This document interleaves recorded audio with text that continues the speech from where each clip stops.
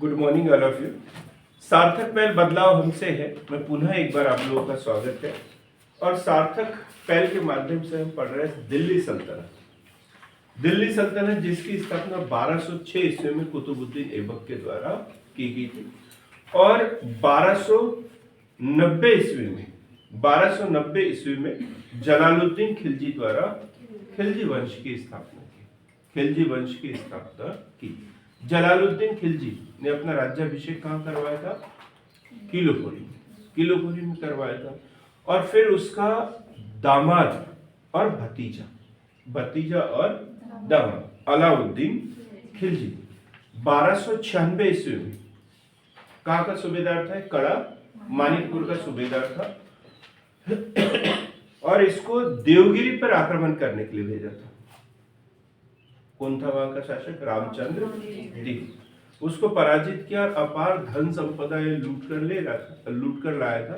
तो उस खुशी में जश्न मनाने के लिए जो है सुल्तान को भी वहां बुलाया। कहा? कड़ा मानिकपुर। और वहां जब सुल्तान पहुंचे तो वहां पर उनकी हत्या कर दी गई और अलाउद्दीन खिलजी ने अली गुरशास्प, उसका नाम था अली गुरशास्प, इस नाम से अपना राज्याभिषेक कराया। बलवन के लाल महल में उसने अपना राज्याभिषेक करवाया था। ये क्वेश्चन यदि नहीं लिखा हो तो लिख सकते हैं। कहां पर? लाल महल में, बलवन के लाल महल में अपना राज्याभिषेक करवाया। कौन सी उपाधि धारण की थी उसने? सिकंदर सानी की उपाधि धारण की। तुलना उसकी अकबर से की जाती है क्योंकि वैसे ही साम्राज्यवादी शासक, नवीन धर्म स्थापना की बात करता था वो। सैन्य अभियान अपन ने पढ़े उसके। 1298 में गुजरात अभियान किया था। कौन शासक था वहां का? बघेल शासक, कर्ण, राजपूत शासक था ये कर्ण। वहां कमला देवी और मलिक काफूर भी उससे मिला था गुजरात अभियान के दौरान। देवला देवी के साथ उसने विवाह कर लिया था। नहीं, कमला देवी के साथ विवाह कर लिया था और देवला देवी के साथ में अपने पुत्र खिजर खान का विवाह करवाया था। फिर 1303 चित्तौड़गढ़ अभियान पढ़ा अपन ने। चित्तौड़गढ़ अभियान कौन था वहां का शासक? राणा रतन सिंह। उसके वो युद्ध में मारा गया और उसकी पत्नी ने जो है वो जौहर व्रत किया था। नाम क्या था पत्नी का? पद्मावती। फिर 1304 सीरी का किला बनाया उसने महरौली के पास में। 1000 खंबा महल बनवाया। क्यों बनाया था विजय? उसे डर था मंगोल आक्रमणों के डर के कारण सुरक्षित स्थान तलाश कर रहा था और जिसने सीरी में उसने किला बनवाया था और उसे अपनी राजधानी भी बनाया। फिर मालवा विजय किया उसने 1305 में। ये इंपॉर्टेंट क्वेश्चन है। 1305 मालवा विजय। मालवा का शासक कौन था? महलक दीप। उसके समय मंगोल आक्रमण भी हुए, ये भी हमने पढ़ा। अब आज हम पढ़ेंगे उसका राजत्व सिद्धांत क्या था। राजत्व सिद्धांत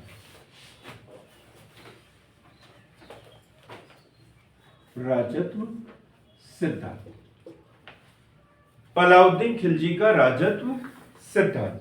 जैसे बलवन का पढ़ा अपन ने राजत्व सिद्धांत, तो उसमें क्या क्या पढ़ा था? दल चालीसा को खत्म कर दिया था उसने। जो उसने जो इक्ता दिया हुआ था उसकी जांच करवाई और जमीनें वापस ले ली थी। जो सैनिक थे वो जो अयोग्य थे, वृद्ध थे, उन सबको नौकरी से हटा दिया उसने। अपना जो दरबार जो है वो ईरानी पद्धति के अनुसार उसने सजाया। अपने आप को अफरशियाब वंशज का बताया था। ईरानी त्योहार नवरोज मनाना शुरू किया था। साथ ही सिजदा और पैबोस जैसी प्रथाओं को उसने लागू किया था। आम लोगों से मिलना जुलना उसने बंद कर दिया। जो इक्तादार थे उनके आपस में मेल मिलाप, रात्रिकालीन पार्टी या इन सभी के ऊपर उसने प्रतिबंध लगा दिया था। ये पढ़ा आपने। इसका राजत्व सिद्धांत क्या है? तो राजनीति को धर्म से पृथक किया। ये इंपॉर्टेंट क्वेश्चन है, ये बार बार पूछा जाता है। राजनीति को धर्म से पृथक किया। राजनीति को धर्म से पृथक किया। अकबर भी ये काम नहीं किया, ये इन्होंने किया था, राजनीति को धर्म से पृथक किया। खलीफा की सत्ता को मान्यता दी। खलीफा की सत्ता को मान्यता दी, लेकिन उसके हस्तक्षेप को स्वीकार नहीं किया। भाई इन्होंने भी प्रमाण पत्र तो प्राप्त किया खलीफा से सुल्तान बनने का, लेकिन आपने दे दिया, बहुत है। अब आपको बताने की जरूरत नहीं है क्या करना है, कैसे करना है, बाकी सब मैं कर दूंगा। उसके हस्तक्षेप की अब इन्हें आवश्यकता नहीं। निरंकुश शासन, निरंकुश शासन। निरंकुश शासन का मतलब ये है कि इनके ऊपर किसी का दबाव नहीं है। इन्होंने ये नहीं बोला कि हम शरीयत के अनुसार चलाएंगे, इसके अनुसार चलाएंगे, उसके अनुसार चलाएंगे, खलीफा के अनुसार चलाएंगे, नहीं। जो वक्त जरूरत, जो हमें सही लगेगा, मतलब सुल्तान को सही लगेगा, वो काम वो करेगा। निरंकुश शासन। उच्च एवं निम्न, उच्च एवं निम्न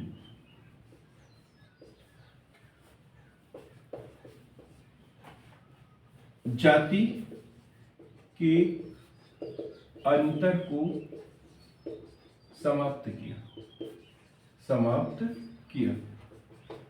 क्या बलबन ने ये शुरू किया था, अपने आप को उच्च वर्ग का मानता था, और उससे क्या हुआ, सल्तनत में एक तरीके का भेदभाव हो गया, सामाजिक विभेद हो गया। वहां पे ये उच्च वर्ग के लोग हैं, निम्न स्तर के लोग हैं।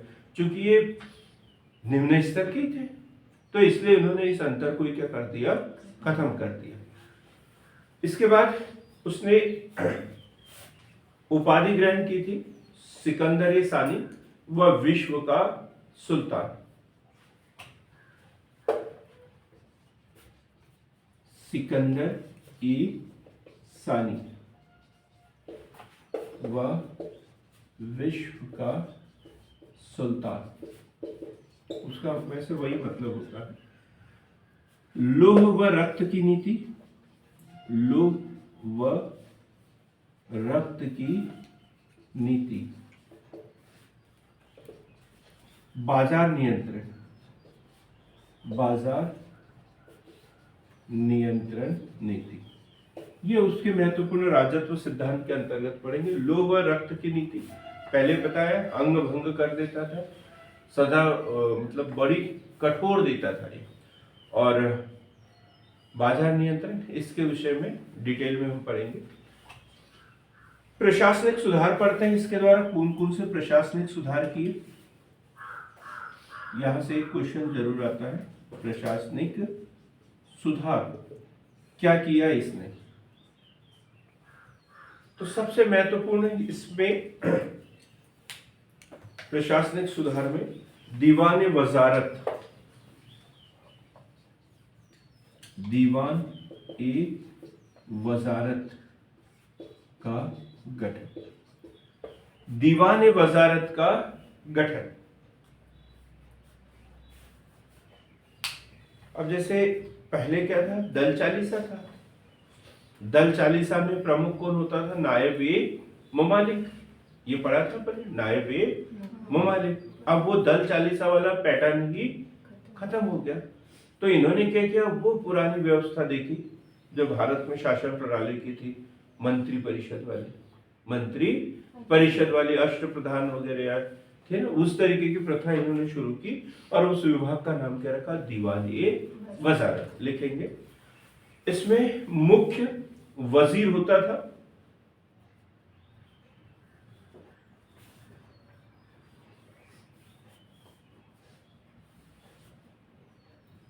खालसा भूमि, इसी में लिखेंगे दीवानी वजारत में। खालसा भूमि,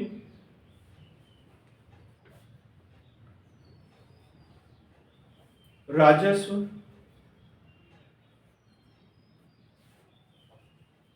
राजस्व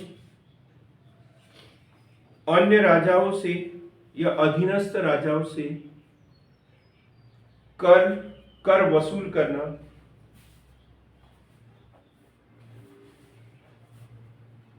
कर वसूल करना,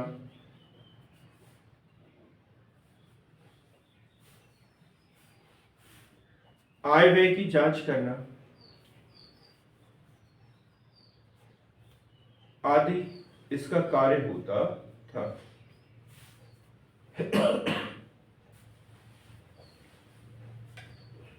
कुल मिला के इनके जो मंत्रालय थे उसमें 4 प्रमुख मंत्रालय थे। ये क्वेश्चन पूछ सकते हैं। जो दिल्ली सल्तनत में प्रशासनिक व्यवस्था थी तो उसमें 4 प्रमुख मंत्रालय थे। तो पहला तो है दीवान वजारत, दीवान ए वजारत, और दूसरा है दीवान ए अर्ज, दीवान ए वजारत। तो दीवानी वजारत के बारे में पढ़ा अपन ने। मुख्य क्या है इसका? राजस्व वसूल करना, उसकी देखरेख करना, कहां से आया कहां जा रहा है उसका पूरा हिसाब किताब करना। यदि कोई अधीनस्थ राजा है जिसके ऊपर हमने अधिकार किया और छोड़ दिया, जैसे देवगिरी के शासक, उसको छोड़ दिया था तो उससे हमें टैक्स लेना था, तो वो टैक्स कितना आ रहा है, क्या हो रहा है, इसका पूरा हिसाब किताब करना। ये किसका था? दीवान ए वजारत। दूसरा क्या पढ़ा अपन ने? दीवान ए अर्ज। तीसरे नंबर पे लिखेंगे दीवान ए इंशा, दीवान ए इंशा। और चौथा था दीवान ए रसालत, दीवान ए इंशा, और फिर दीवान ए रसालत। अब जैसे ये अपन ने पढ़ लिया, ये कौन सा था? आर्थिक विभाग, आर्थिक विभाग। और ये था इसका सैन्य विभाग। ये क्या था? सैन्य विभाग। अलाउद्दीन खिलजी पहला शासक था दिल्ली सल्तनत का जिसने स्थायी सेना रखी थी, स्थायी सेना रखी थी। और इसको देखरेख करने के लिए कौन सा विभाग था उसके पास? दीवान ए अर्ज। अब नेट के पेपर उठा के देखो, ये चारों दिए रहेंगे और उधर भी चारों दिए रहेंगे, वो ऊपर नीचे दिए रहेंगे। आपको मैच करना पड़ता है कि किस विभाग का कौन सा काम था। ये ऐसे क्वेश्चन अक्सर पूछे जाते हैं। तो दीवान ए अर्ज सैन्य विभाग होता था। ये जैसे अपन ने इसको लिखा ना दीवान ए वजारत, वैसे अपन इसको भी लिखेंगे नीचे दीवान ए अर्ज। ये सैन्य विभाग होता था। इसका प्रमुख आरिज ए मुमालिक, आरिज ए मुमालिक।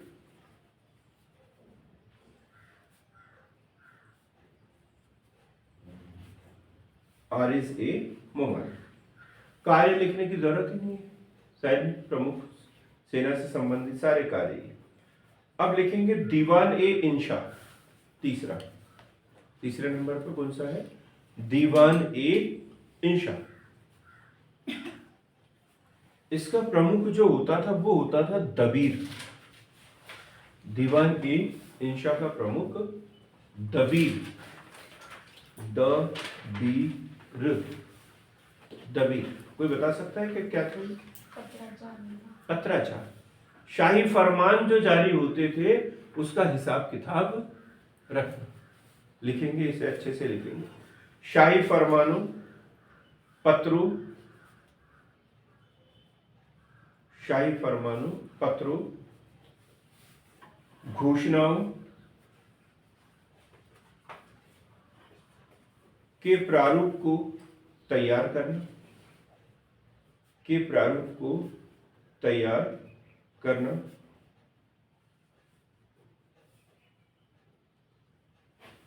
एवं उनका रख रखाव करना, मतलब सुरक्षित रखना।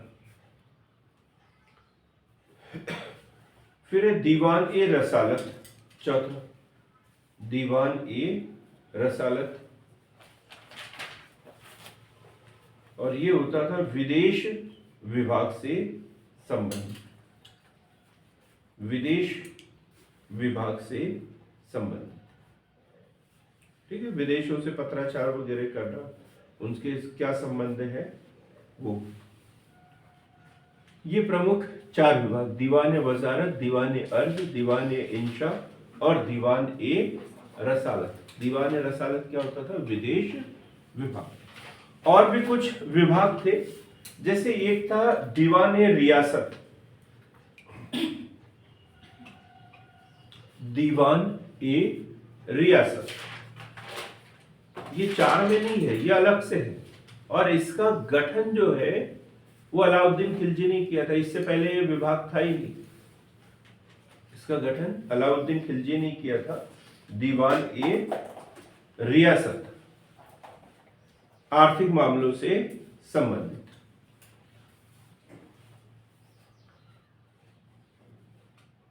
एक था न्याय विभाग, न्याय विभाग। कोई बता सकता है क्या न्याय विभाग का प्रमुख कौन होता होगा? न्याय विभाग प्रमुख कौन होगा इसका? सुल्तान होगा, बिल्कुल। और इसके बाद में जैसे और सम्राट अकबर के समय पढ़ा अपन, फौजदारी मामले अलग और दीवानी मामले अलग, तो यहां पर भी ऐसे ही कुछ था।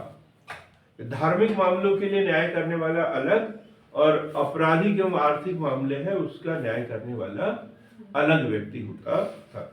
तो लिखेंगे इसमें भी, सुल्तान के बाद न्याय विभाग का मुख्य अधिकारी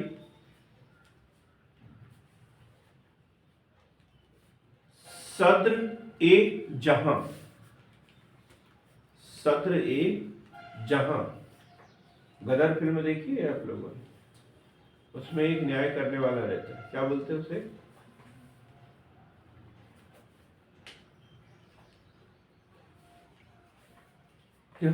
हम फिल्म में देखते क्या ना, लेकिन ऐसे नहीं देखते क्या ना।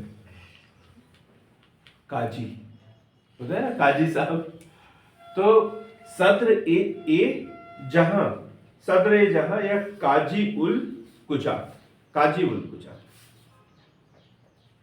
काजी उल कुजात।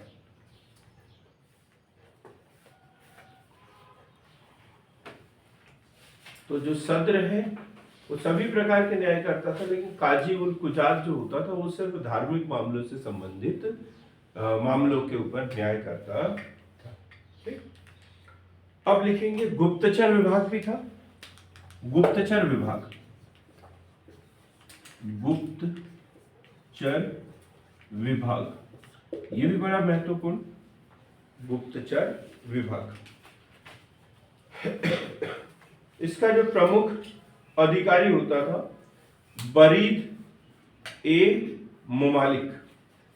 गुप्तचर विभाग का प्रमुख, ये क्वेश्चन भी पूछा गया है, किस विभाग का प्रमुख होता था? गुप्तचर विभाग का प्रमुख बरीद ए मुमालिक, बरीद ए मुमालिक। जैसे मौर्य काल में पढ़ा ना अपन ने, गुप्तचर 2 प्रकार के होते थे, संस्था और संचार। संस्था और संचार। संस्था जो है एक ही जगह पर रह के सूचनाएं एकत्रित करते थे, और संचार जो होते थे वो घूम घूम कर यहाँ वहां से, जैसे बाल काटने वाला नाई है तो ऐसा बना दिया, तो बाल काटना उसका काम है, तो वहीं बैठे रहता था और दिन भर सूचनाएं एकत्रित करते रहता था। और एक है बलून बेचने वाला, वो मोहल्ले मोहल्ले में जाके बेचता था और वहां से जानकारी एकत्रित करता था, और बाल काटने वाले के पास जाके 5 मिनट वहां बैठता था, हुक्का पानी लेता था, और तब तक इतनी देर में पूरी जानकारी उसको दे देता था। तो ऐसी व्यवस्था प्राचीन काल से रही है। तो इनके समय में भी 2 प्रकार के गुप्तचर थे। तो एक थे मुन्हियान, मुन्हियान, मुन्हियान, और वमुन्ही, वमुन्ही कोई जरूरी नहीं है इसको लिखना, मुन्हियान ही लिख लो तो भी काम चल जाएगा। मुन्हियान सूचनाओं का आदान प्रदान करते थे। फिर इसके बाद में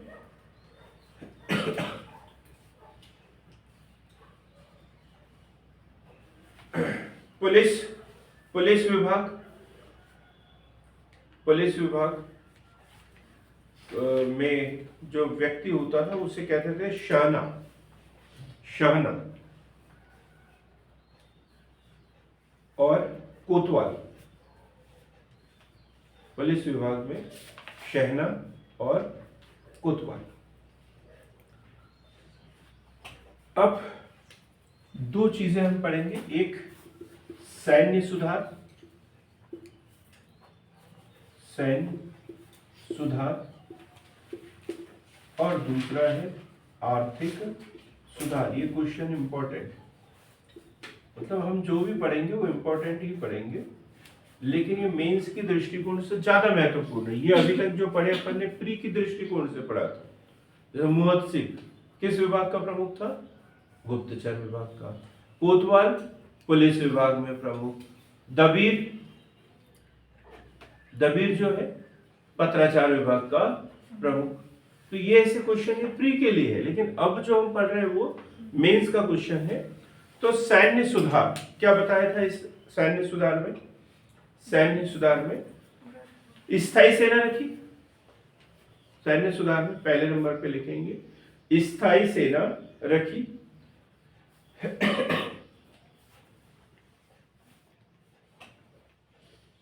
दाग व हुलिया प्रथा, दाग व हुलिया प्रथा,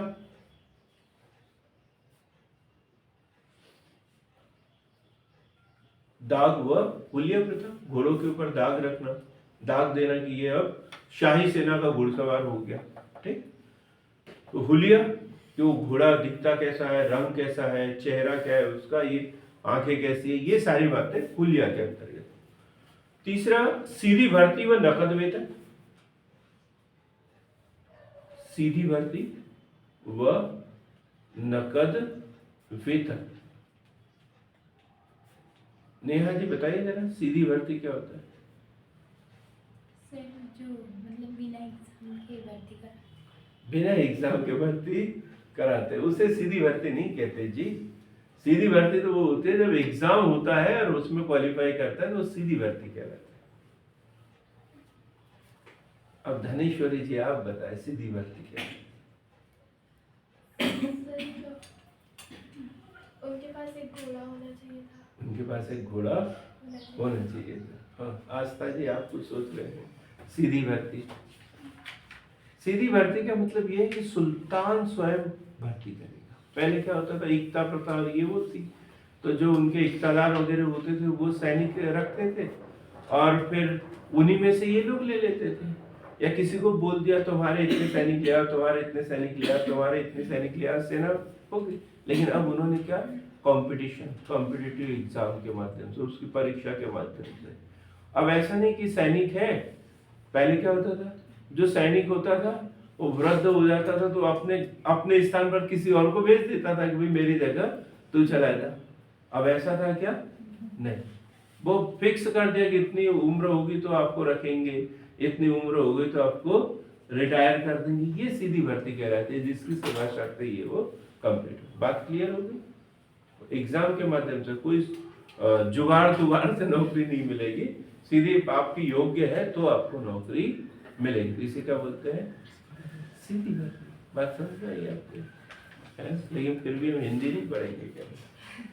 हिंदी समझ में आ गया, पढ़ने की जरूरत क्या है कहना हमको। फिर सेना नायक अर्थात कोतवाल की नियुक्ति।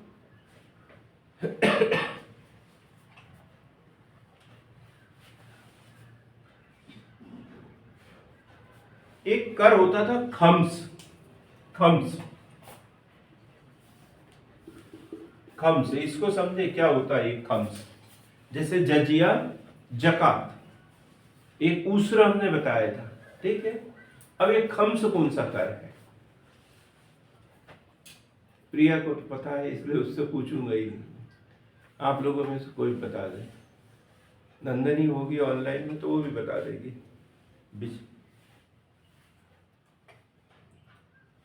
अच्छा, मैं आपका नाम नहीं लेता तो भी आप ही बोलते ना इसका उत्तर। क्या बात है। आइए एक आध दिन क्लास में भी आप एक ही बार आए हो आप। तो बहुत बढ़िया जवाब दिया आपने। खम्स, युद्ध में लूटा हुआ जो धन होता था उसके ऊपर टैक्स। पहले क्या होता था, इससे पहले के जो सुल्तान थे, जैसे कुतुबुद्दीन ऐबक, इल्तुतमिश, इसने भी बहुत सारे शहरों को लूटा था, बलबन, ये लोग जब लूटते थे ना तो लूट का माल जो भी आता था तो 1/5 सुल्तान रखता था और बाकी का जो भाग है 4/5 जो है वो सैनिकों को दे देता था। सैनिकों को दे देता था कि भाई आपने इतनी मेहनत की है तो इसके ऊपर किसका अधिकार है? आप लोगों का है। तो सेना को दे देता था, 1/5 स्वयं रखता था और 4/5 सैनिकों में बांट देता था। सैनिक बड़े खुश रहते थे, वो सोचते थे कि नहीं यार, वो इंतजार करते थे कि अब पता नहीं अब हमें कौन से अभियान पे जाना पड़ेगा, कितना पैसा कमाएंगे, ऐसे खुश रहते थे। लेकिन अलाउद्दीन खिलजी ने क्या किया, इसको बदल दिया। भाई जो भी युद्ध में लाएंगे तो उनका 1/5 जो है सेना में दिया जाएगा और 4/5 स्वयं रख लेगा, स्वयं रख लेगा। ऐसा क्यों किया उसने? इतना तो ये था नहीं, वो दिमाग वाला था अलाउद्दीन खिलजी। सुधारों में गिना जाता है ये। नहीं नहीं नहीं, लूट मार तो ये करते ही थे। इनका उद्देश्य ये, इनका ये कि सेना तो मेरी है ना, सेना को मैं वेतन भी तो दे रहा हूं। पहले के लोगों के पास सेना थी क्या? नहीं, सैनिक उधार लाते थे तो भाई वो काय को ठेके के सैनिक कहलाते थे। भाई आ जाओ हमारे साथ चलो, जो कमाएंगे मिल बांट के खाएंगे, ऐसा था। लेकिन अभी ऐसा है क्या? नहीं, वो सेना के ऊपर साल भर खर्च भी तो कर रहा है। बात समझ में आ गई? तो खम्स को उसने बदल दिया था, ये भी लिखेंगे सैन्य सुधार में। खम्स जो है 1/5 सेना को देता था और 4/5 स्वयं रखता था। अब लिखेंगे आर्थिक सुधार। आर्थिक सुधार, आर्थिक सुधार।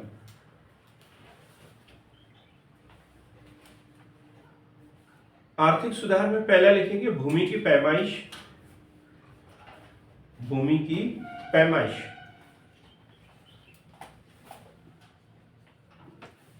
भूमि की पैमाइश।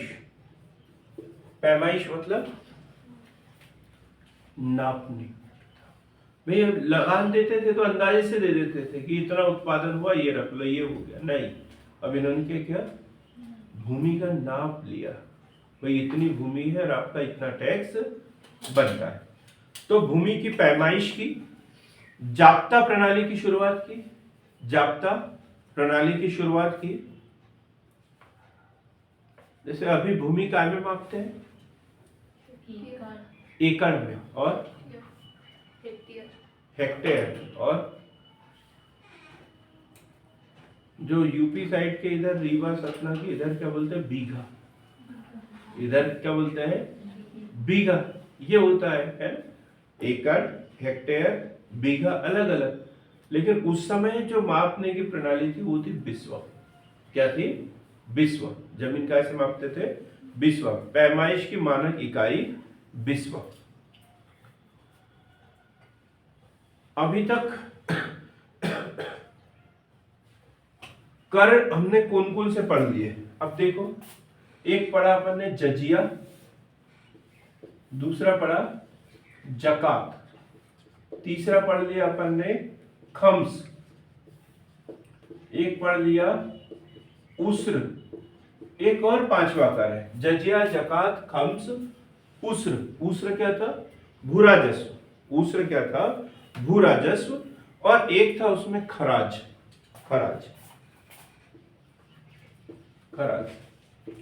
तो जैसे ये मुस्लिम और गैर मुस्लिम, ऐसे ये भी मुस्लिम और गैर मुस्लिम। तो जैसे जजिया जो है गैर मुस्लिमों से लिया जाने वाला धार्मिक कर, और जो जकात है मुस्लिमों से लिया जाने वाला धार्मिक कर।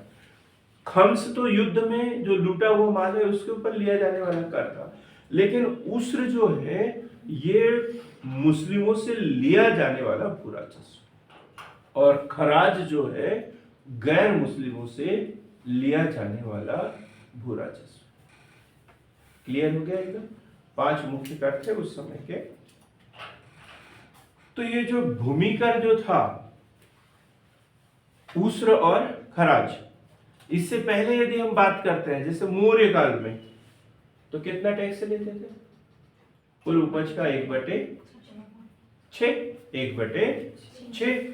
दिल्ली सल्तनत जब आई तो 1/4 कर दिया। कुतुबुद्दीन ऐबक इन्होंने 1/4 कर दिया। लेकिन अलाउद्दीन खिलजी ने क्या किया था? 1/2। 1/2 ये टैक्स बहुत बढ़ा दिया था उसने। तो कुल उत्पादन का 1/2 जो है वो भूराजस्व लेता था, और ये अनाज के रूप में भी होता था, नकदी में भी होता था।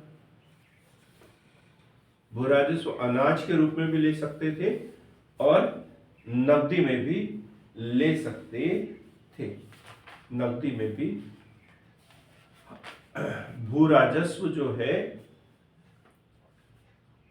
वो अनाज के रूप में भी ले सकते हैं। अनाज का मतलब क्या है? जिसका, जैसे सोयाबीन की खेती की तो सोयाबीन, मिर्ची की खेती की तो मिर्ची, जितना भी उत्पादन हुआ उसका 1/2।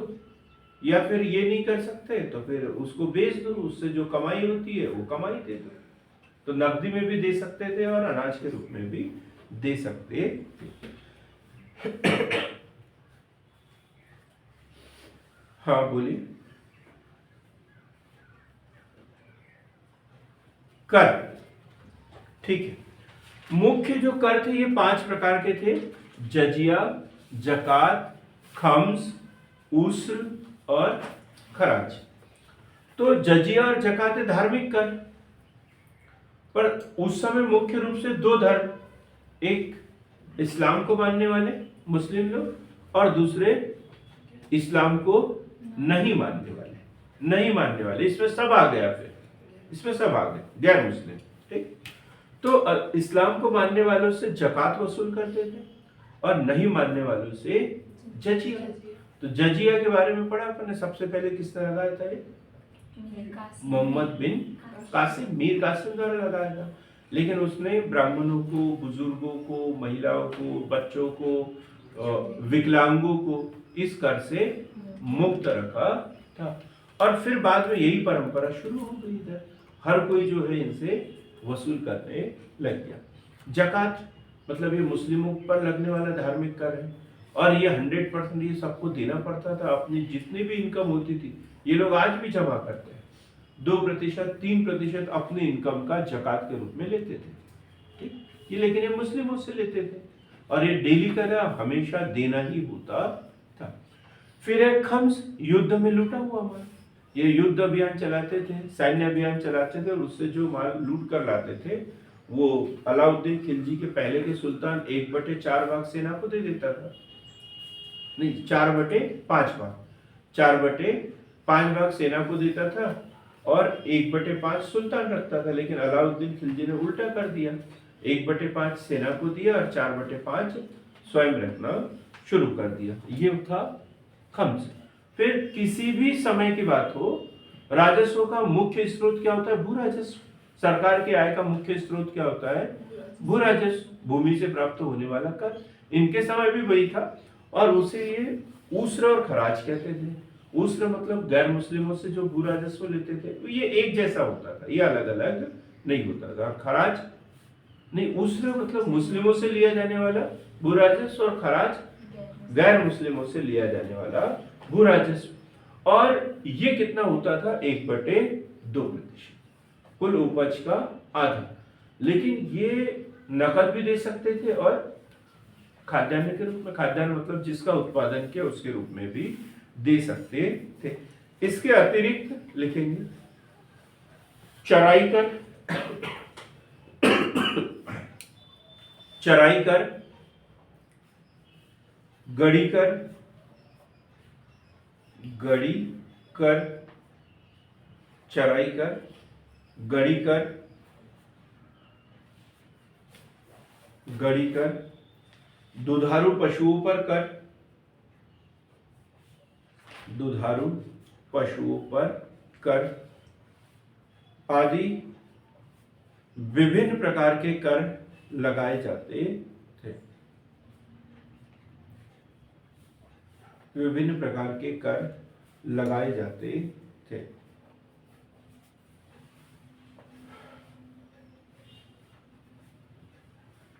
चराई कर, चराई कर मतलब ऐसी भूमि जिसके ऊपर खेती नहीं की जा सकती, तो वह भू राजस्व तो देंगे नहीं, तो वो जो भूमि का काय के रूप में इस्तेमाल करेंगे, चारागाह के रूप में। दुधारू पशु चरते थे वहां पर, तो इनके ऊपर भी टैक्स लगाया जाता था। घरी कर, हाँ घरों पर लगने वाला कर, मकान टैक्स, मकान टैक्स, इसे गढ़ी कर भी बोल सकते हैं, घरी कर भी बोल सकते हैं।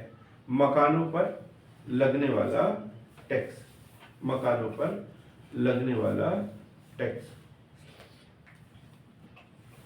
अब हम बात करेंगे बाजार नियंत्रण व्यवस्था, अलाउद्दीन खिलजी की बाजार नियंत्रण व्यवस्था।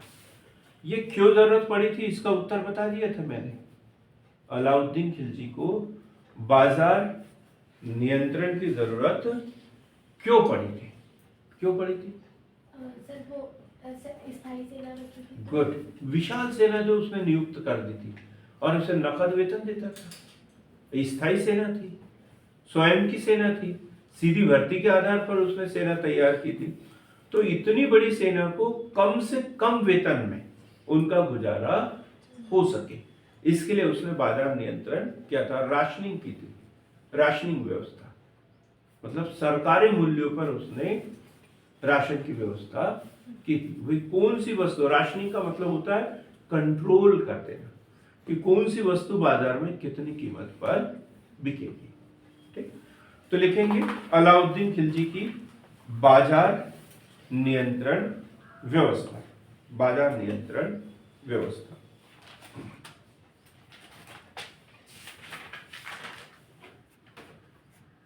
उद्देश्य लिखेंगे पहले तो इसका, राजकोष पर अतिरिक्त बोझ डाले बिना, राजकोष पर अतिरिक्त बोझ डाले बिना सैनिक आवश्यकताओं की पूर्ति करना, सैनिक आवश्यकताओं की पूर्ति करना,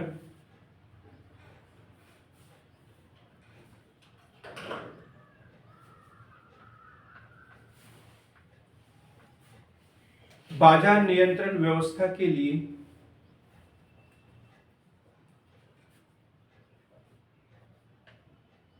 दीवान ए रियासत विभाग की स्थापना की गई। दीवान ए रियासत विभाग की स्थापना की गई और इसका प्रधान मलिक याकूब को बनाया गया। इसका प्रधान मलिक याकूब को बनाया गया।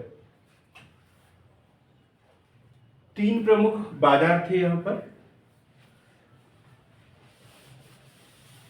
3 प्रमुख बाजार।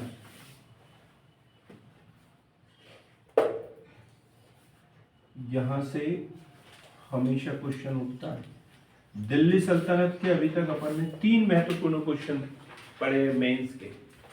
एक रजिया सुल्तान की असफलता के कारण, दूसरा बलबन का राजत्व सिद्धांत, तीसरा अलाउद्दीन खिलजी के आर्थिक एवं सैन्य सुधार, और चौथा महत्वपूर्ण क्वेश्चन पढ़ रहे जो मेंस के लिए बनता है वो है बाजार नियंत्रण। अलाउद्दीन खिलजी का बाजार नियंत्रण। और बाजार जो है तीन प्रकार के, एक अनाजों की मंडी, अनाजों की मंडी, अनाजों की मंडी, दूसरा है सराय अदन, सराय ए अदन, और तीसरा था घोड़े मवेशियों व दास दासियों का बाजार, घोड़े मवेशियों व दास दासियों का बाजार। एक एक को पढ़ेंगे हम। सबसे पहले अनाजों की मंडी, अनाजों की मंडी जहां अनाज बेचे जाते थे,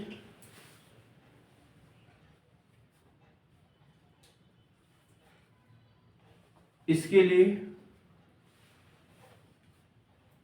शहनाई मंडी, शहना ए मंडी,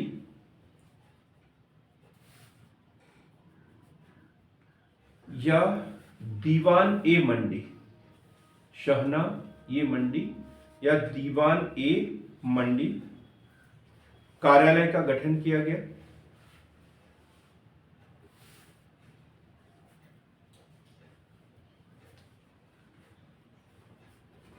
गल्ला मंडी में मूल्यों की स्थिरता थी, मूल्यों की स्थिरता थी।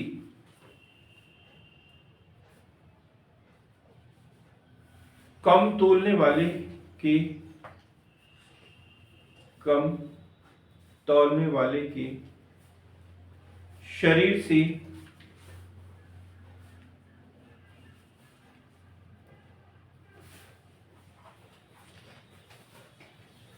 कम तोलने वाले के शरीर से उतना ही मांस काट लिया जाता था।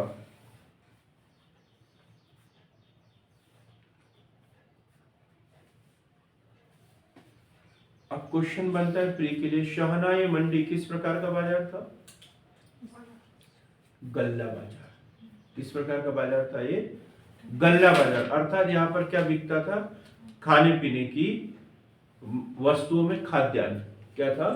खाद्यान्न।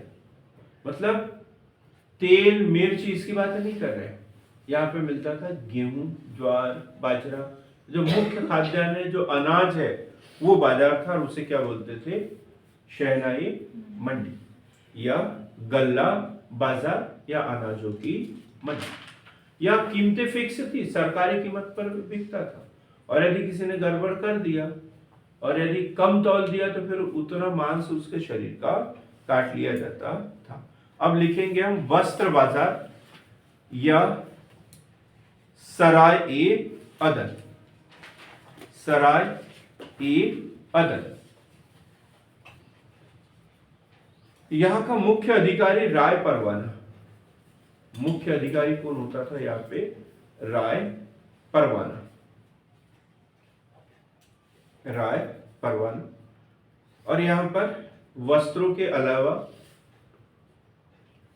वस्त्रों के अलावा सूखे मेवे, जड़ी बूटी, घी, तेल आदि सरकारी दरों पर बेचे जाते थे, बेचे जाते थे। क्लियर हो गया? वस्त्र बाजार है, सराय अदन, यहां से भी क्वेश्चन बन जाता है।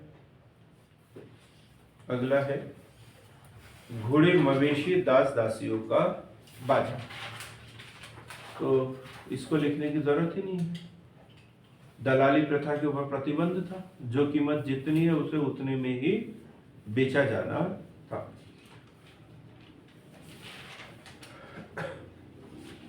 बाजार नियंत्रण व्यवस्था, काफी कुछ पढ़ लिया अलाउद्दीन खिलजी के विषय में।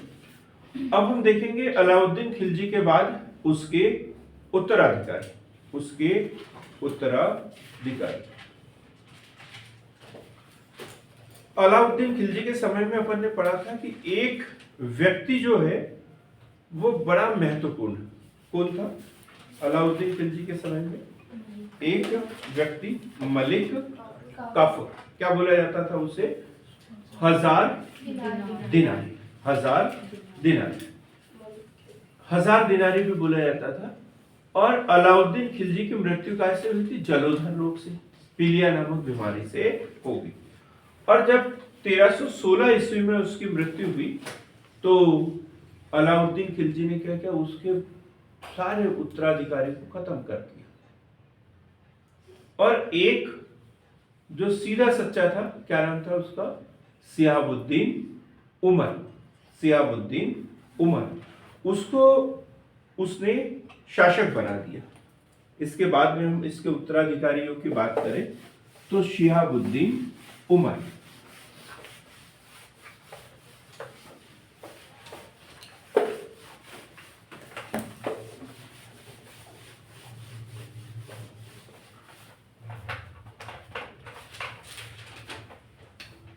अलाउद्दीन खिलजी के बाद शिहाबुद्दीन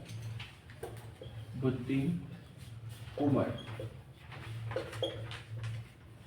और इसको उत्तराधिकारी बनाने का उद्देश्य क्या था उसका?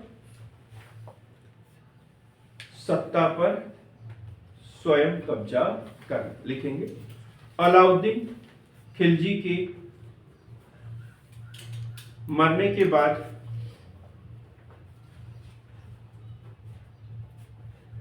मलिक काफूर ने सत्ता पर नियंत्रण स्थापित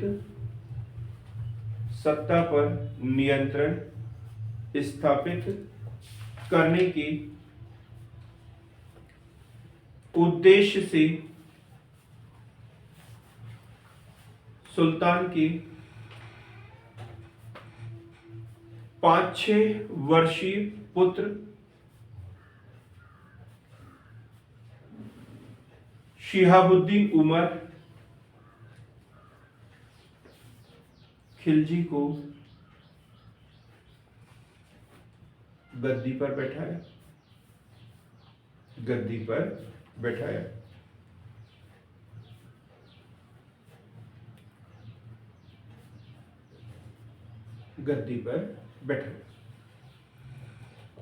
और अन्य पुत्रों के साथ क्या किया?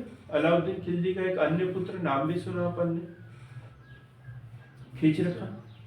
खिजर खान पड़ा, जिसके नाम पर खिजराबाद, मेवाड़ का नाम क्या रखा था उसने? खिजराबाद रखा था। वो एक योग्य पुत्र था तो उसकी हत्या करवा दी। अन्य एक पुत्र था बक्र, उसकी भी हत्या करवा दी। मतलब जो बड़े, जो वास्तव में उत्तराधिकारी थे उनकी हत्या करवा दी और एक छोटे पुत्र को उसका उत्तराधिकारी घोषित कर दिया। तो फिर अन्य जो ये इतने सारे अधिकारी थे वो क्या होंगे? उससे नाराज हो गए और उन्होंने सबने मिलकर इसी की हत्या करवा दी। ठीक, लिखेंगे काफूर के अमानवीय कृत्य से उमरा वर्ग असंतुष्ट हो गया, जिसके कारण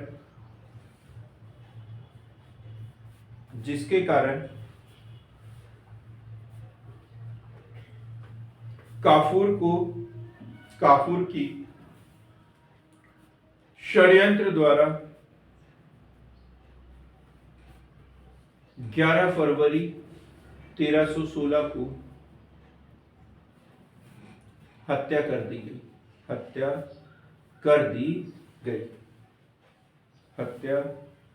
दी गई। अब इसके बाद कुतुबुद्दीन मुबारक शाह खिलजी।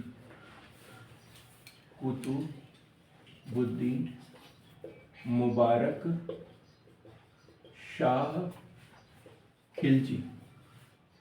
नाम बड़ा है, काम उतना बड़ा नहीं है इसका, लेकिन हमारे लिए बड़ा महत्वपूर्ण है एमपीपीएससी के दृष्टिकोण से। इसका शासनकाल रहा है 1316 से 1320 तक। देखो अपन ने इन सुल्तानों की बात की तो सबसे पहले जलालुद्दीन कब से कब तक शासनकाल इसका? 1200। जलालुद्दीन की बात कर रहे हैं, जलालुद्दीन खिलजी 1290 से 1296। इसके बाद अलाउद्दीन खिलजी, ये 1296 से 1316। फिर शहाबुद्दीन उमर, वो उसी साल शिहाबुद्दीन उमर, ये सिर्फ 1316 में। और फिर उसके बाद मुबारक शाह खिलजी, मुबारक शाह, और ये है 1316 से 1320। ये इतना इनका शासनकाल रहा है, 30 साल का टोटल शासनकाल। तो शहाबुद्दीन के बाद में कुतुबुद्दीन मुबारक शाह खिलजी। तो सबसे पहले तो इन्होंने अपने पिता के कठोर आदेशों को रद्द करवा दिया। जो उनके पिताजी के आदेश थे, जो अध्यादेश जारी करता था, ये बात तो अपन ने पढ़ी नहीं, अध्यादेश जारी करता था अलाउद्दीन खिलजी, इसको थोड़ा सा समझना पड़ेगा। अध्यादेश, 4 अध्यादेश जारी किए थे अलाउद्दीन खिलजी ने। तो पहला था खालसा भूमि के लिए, लिखने की जरूरत नहीं, ऐसे ही समझ लो। पहला अध्यादेश, अध्यादेश क्या होता है? हाँ जी, आदेश, शासन का आदेश। जैसे अभी भी अध्यादेश जारी होते हैं, राष्ट्रपति को अध्यादेश जारी करने का अधिकार है, और राज्यपाल को, राज्य के लिए राज्यपाल को, और पूरे देश के लिए राष्ट्रपति को। क्या होता है, जैसे अब हमारे यहाँ संसद है कानून बनाने के लिए, और संसद के सत्र चलते हैं।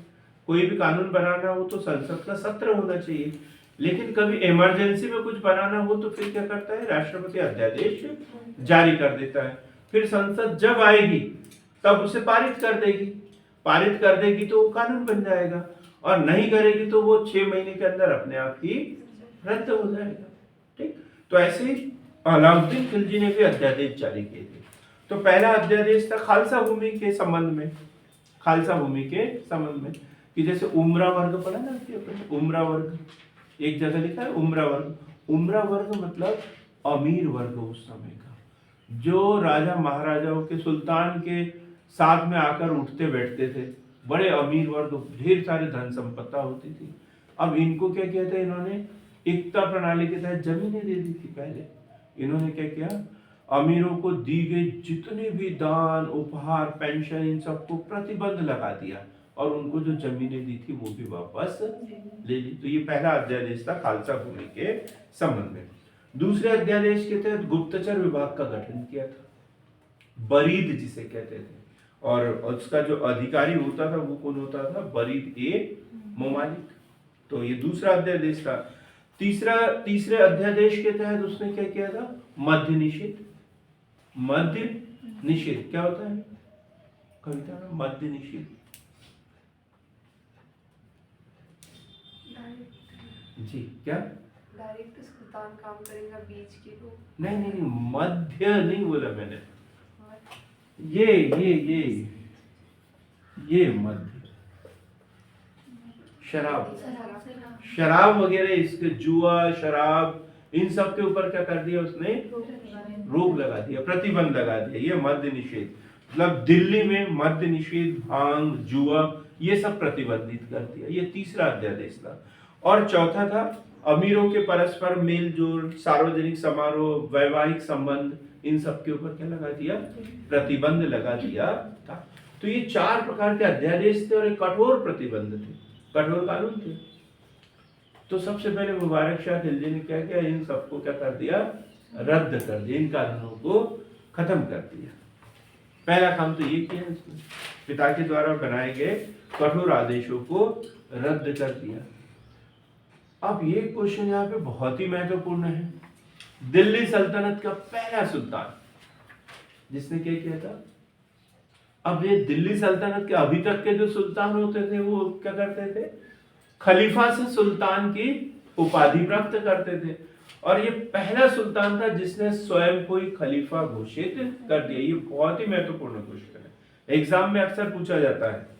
दिल्ली सल्तनत का वो सुल्तान जिसने स्वयं को खलीफा घोषित कर दिया।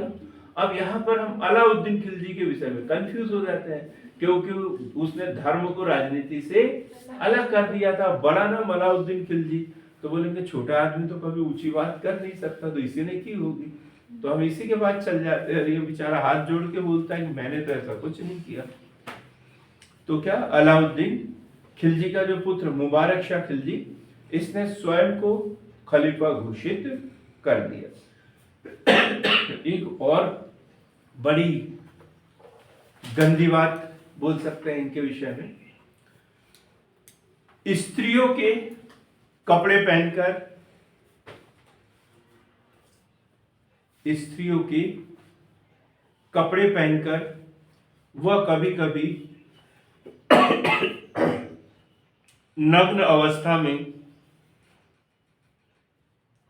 दरबार में उपस्थित हो जाता था।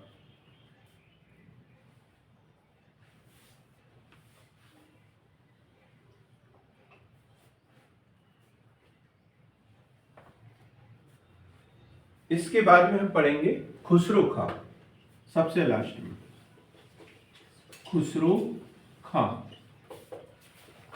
ये भी इन्हीं के समय में खुसरो खां, ये पहले इसका वजीर था, और ये बाद